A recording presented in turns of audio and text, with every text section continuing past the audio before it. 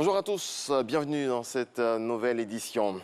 Kwadio Konan-Bertin dit Kakabe rejoint le gouvernement. Le candidat malheureux à la présidentielle de 2020 est nommé ministre de la Réconciliation nationale. L'ancien député de la commune de Port-Bouilly a été nommé sur proposition du Premier ministre Ahmed Bakayoko. Ce ministère est une promesse du président Alassane Ouattara annoncée lors de son discours de prestation de serment. Une promesse concrétisée en moins de 24 heures par l'annonce d'un réaménagement technique du gouvernement. Mama Traoré.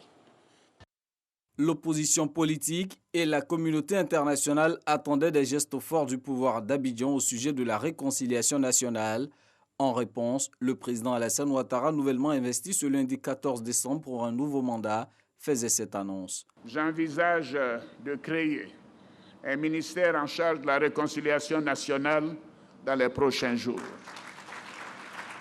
Ce département ministériel aura pour mission de faire une évaluation de nos actions, avec pour objectif le renforcement de la cohésion nationale et de la réconciliation des filles et des fils de notre chère Côte d'Ivoire. Personne, même les observateurs les plus avisés, ne s'attendaient à voir cette annonce se concrétiser seulement 24 heures après. Autre effet de surprise, la nomination à ce poste d'un opposant à la personne de Kwadio Konan-Bertin dit Kakabe. Telle une prémonition, Kakabe s'était personnellement investi de cette mission au lendemain de l'élection présidentielle. S'il s'avère que s'impose un désir sincère de réconciliation, alors je serai disponible pour y apporter mon concours.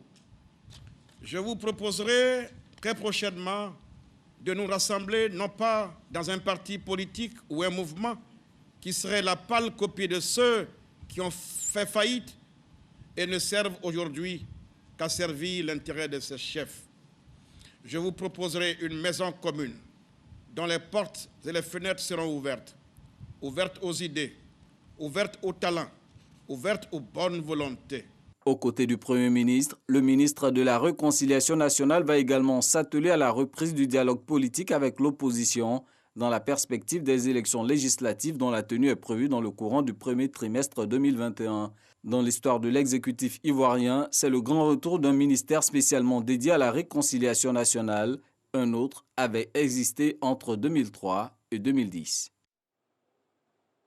Les frais des comités de gestion des établissements scolaires, désormais pris en charge par le gouvernement ivoirien. C'est le président de la République en personne qui a donné l'information lors de sa prestation de serment. Décision saluée par les Ivoiriens. Walter Amadou Ouattara nous en parle.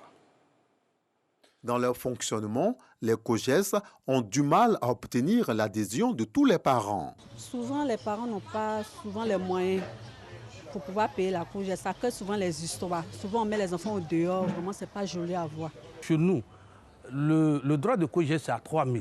Mais souvent, on confond le droit de COJES et le frais ANES. Parce que chez nous, ici, ça fait 8 000 francs, 3 000 francs COJES, frais ANES 5 000. Les 5 000, c'est les t-shirts. Les t-shirts que les parents eux-mêmes viennent payer pour récupérer pour les enfants. On a 1 200 élèves, soit à la fin de l'année, on a seulement peut-être 300 enfants qui payent.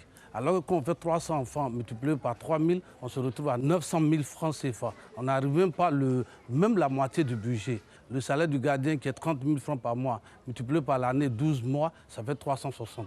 Vous voyez qu'on a des difficultés. Face à ces difficultés, mieux pour soulager parents et responsables de COJES, surtout pour contribuer au calme et à la quiétude à l'école, le président de la République Alassane Ouattara vient d'annoncer la prise en charge des frais COJES par le gouvernement dès janvier 2021. Une décision saluée. La décision du président de la République Alassane Ouattara est une bonne décision parce que ça va permettre aux citoyens d'économiser de l'argent, d'entretenir les salles de classe. C'est pour aider les parents, les élèves et ceux qui n'ont pas les moyens. Je pense que la décision du président est bonne. Pourquoi?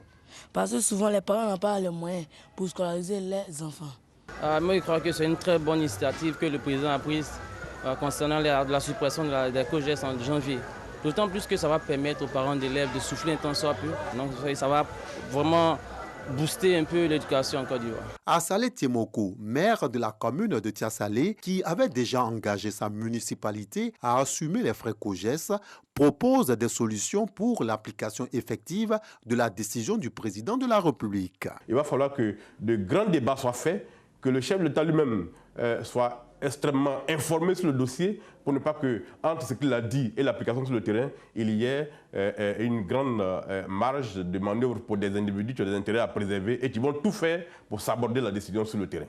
Créé en janvier 1995, le comité de gestion des établissements scolaires COGES en Côte d'Ivoire est un cadre de rencontres formelles et permanentes entre les acteurs et partenaires de l'école. Son objectif, faire la promotion de l'école. Voilà, on se retrouve à 7 h pour un autre tour d'horizon de l'actualité.